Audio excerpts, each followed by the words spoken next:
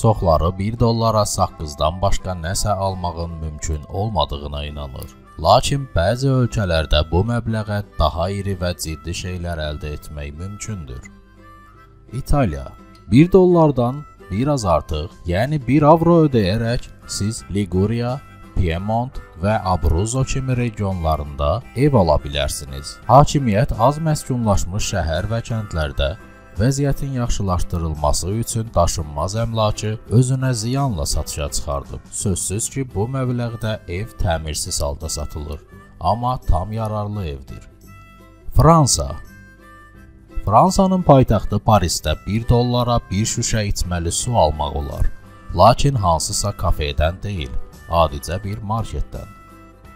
Macarıstan Budapeştin ən ucuz publarında bu məbləğə Palinka adlı yerli spirtli içkinin porsiyasını ala bilərsiniz. Ənənəvi macar alkoqolunu dadmağa risk edirsinizsə, həmin həcmdə tequila ya da cin sifariş edə bilərsiniz.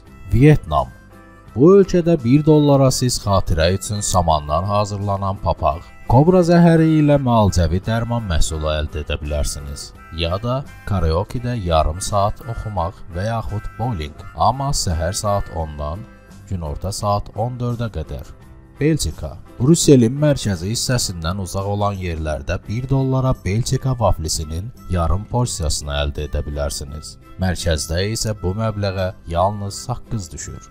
Kamboca Bu ölkədə 1 dollara təmizlənmiş 2 mango almaq olar. Bu məbləği həm də buzlu və qatılaşdırılmış südlü meyvə asartisinə ya da 2 ədəd qızardılmış banana vermək olar. Yaponiya Tokyo supermarketlərində siz 1 dollara qatqısız, ani hazırlanan ərişdə ala bilərsiniz.